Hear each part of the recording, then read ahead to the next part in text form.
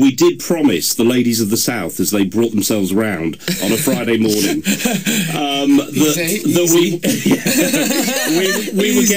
we'd get Danny from the script to read the first paragraph. Well, actually, a lot of people were saying, you know, could he read this bit out? And I was thinking, no, because really, we do want to keep our jobs. But we have managed to, if you haven't read The Book of Which We Do Not Speak, 50 Shades of Grey, we have the first paragraph here, and just for you ladies, here is Danny reading the opening lines to 50 Shades of Grey.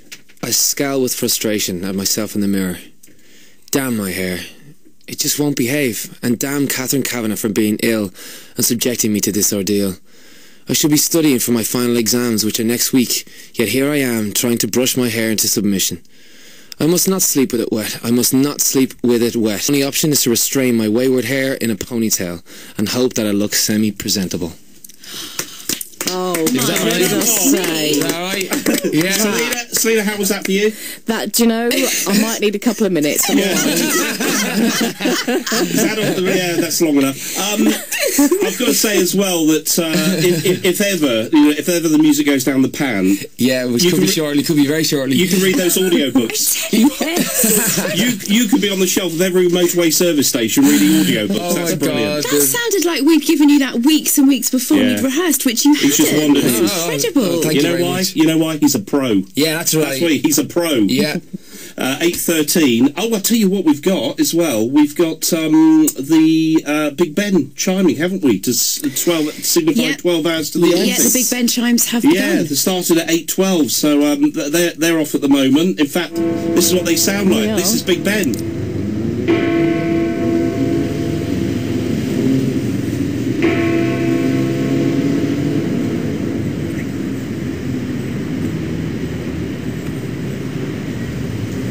I think it might have finished already, but there we go. That was Big Ben. Yeah, and obviously a number of churches and cathedrals across the south taking part as well. Portsmouth, Winchester, all involved. Absolutely. Brilliant. Trying to set a record, actually, for the most bells being rung at the same time. Really? Fantastic. Right, I'm going to play you one of my favourite script songs now. Well, it made a lot of people very happy this morning. If only life were that easy. Perhaps you could come in every morning, Danny. It'd be a lot easier if you could just... I would love to, yeah. Just do the show, to be honest. If I get to read out a chapter every day, I'm really interested. Wait till we get to page 101. That will really get them going.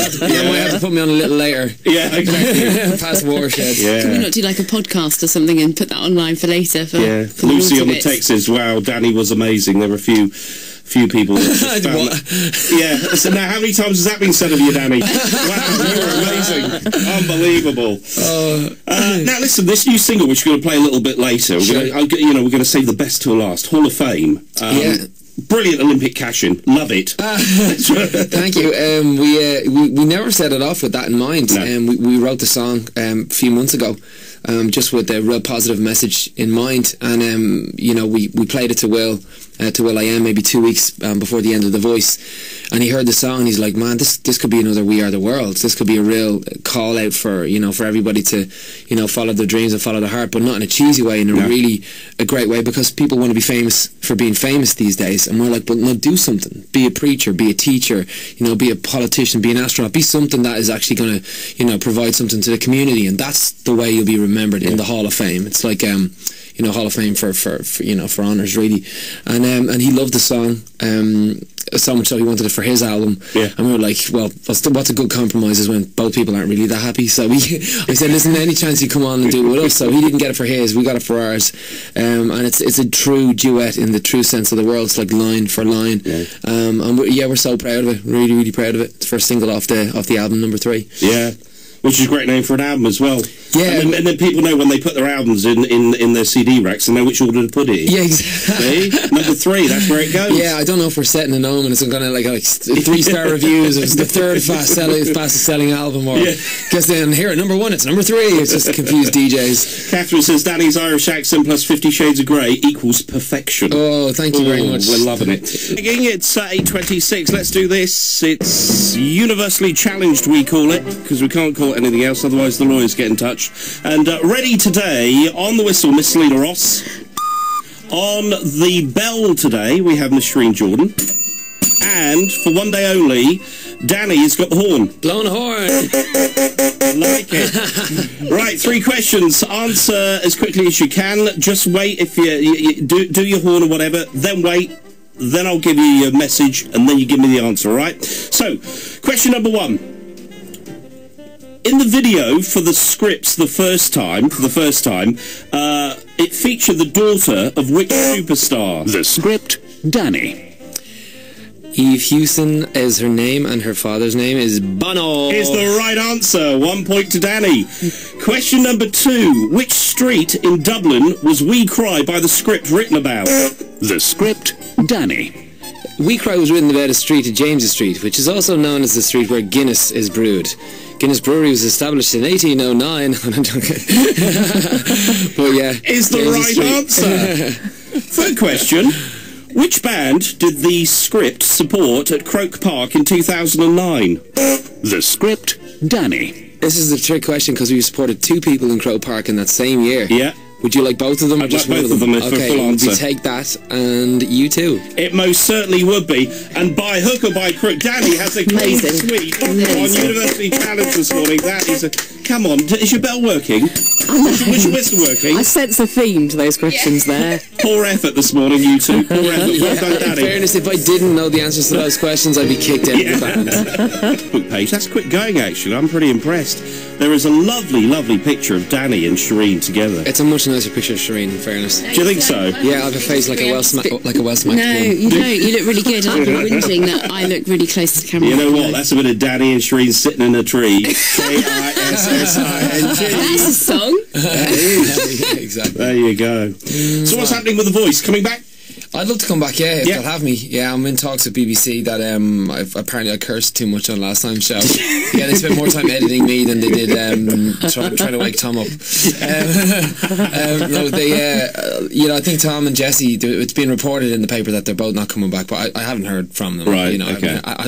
Haven't heard that from them. From them, yeah. Yeah, so it's all up in the air. Was it as competitive as it looked at times? Yeah, well, I mean, it was absolutely was, I mean, when music's involved, I get incredibly competitive. Of course, I'm the 6th child of 6 children, right? So I've been fighting for a lot all my life. You know what I mean? Having dinner with my arm around my plate. You know what I mean? So none of my siblings can take the food. But yeah, I'd love to come back. Myself and Will were talking last week and saying that, well, look, I'll come back if you come back, and you come back if I'll come back. So yeah, we'd love to come back. As far as the competition goes, the competitive element, we as I said, we're all incredibly into music. We're all incredibly, I guess we've all got massive egos. So even somebody getting one over on the other person, although it's on television, we don't mind kind of going back and forth and kind of letting people know how we feel. And obviously, does your involvement with your team end, or have you kept in touch with them? Yeah, well, it continues on. There's some people who are actually creating their own really unique genres as well. Like David Julian, Alex Josh, who I think are going to do incredible. I'm working quite closely with Max Milner as well. He was my finalist. I wanted them all to actually get on the tour, but they had to cancel the tour. So they're doing kind of smaller gigs around. So it's going to be a little bit harder to negotiate their way through the industry.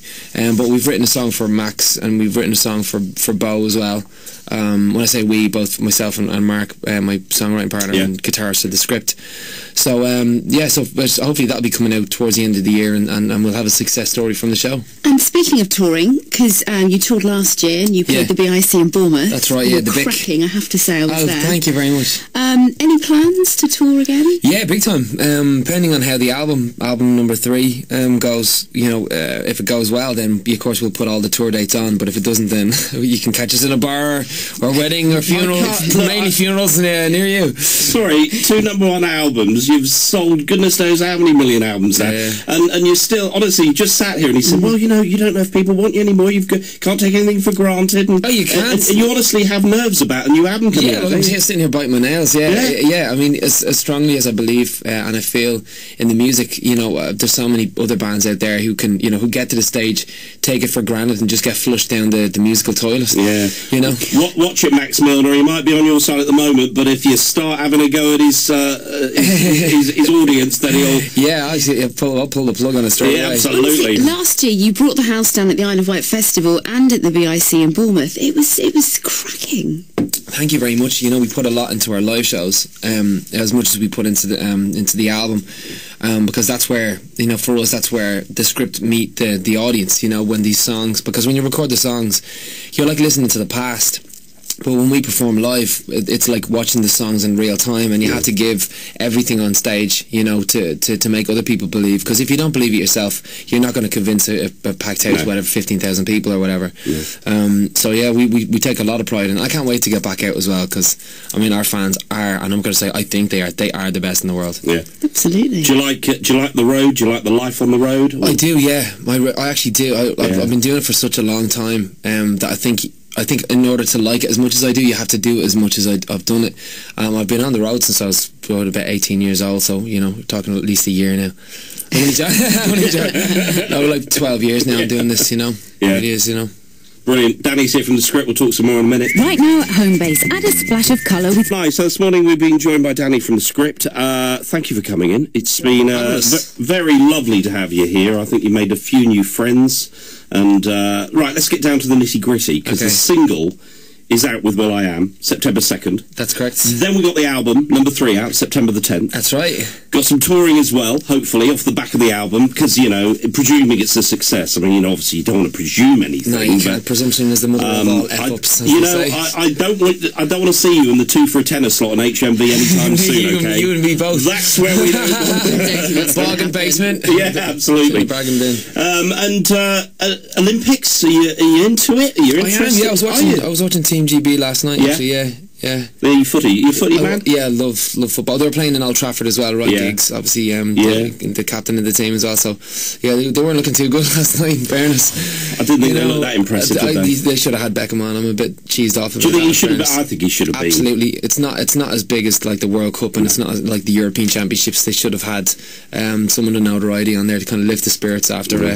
And where's your money for tonight? Who's going to light the cauldron? Do you think of any Olympian that? I mean, Steve Redgrave's like the hot tip. Somerset could be David Beckham. Could be David Beckham. I think Davy Thompson. I think so. And David did an incredible job so far, actually bringing the games here. So I think if they don't honour him in some way, they'd be stupid not to. Sorry. They didn't ask you? No, they didn't. Not yet. Idiots. Absolute idiots. They missed out on a well, in fairness, they'd be messing around. There'd be no gold medals at the end. They'd all be in my pockets. Don't mess around inviting Irishman there. All the free booze, everything's gone. Where's the medals? And I was just going to say that there is, obviously, you're not alone in the script. Does Mark always get away without getting up early? Yeah, he does, yeah. Well, in fairness, he's got 2 young babies as well. Well, not young babies. One's 4 and 2. So he's looking after his kids in the morning time. Excellent stuff. Yeah, instead of looking after me. Yeah, his other children. Yeah. The script. listen, this single is cracking. Thank you very much. We said earlier in the week, it's nice we have somebody in and go, your single's really good, and not have to do it through gritted teeth. There's no twitching or blinking going on. Twitching, you can get the lie detector out. Danny, thank you for coming in. Thanks again. Look, and Wave 105, you guys have always played new music, and you guys were on us from the start as well, so I really appreciate it. And thanks for letting me read out 50 Shades of Grey. That's great. Awesome. That was our pleasure. No, I think there'll be a lot of people thanking you later. This is Hall of Fame, the script. Danny, thank you.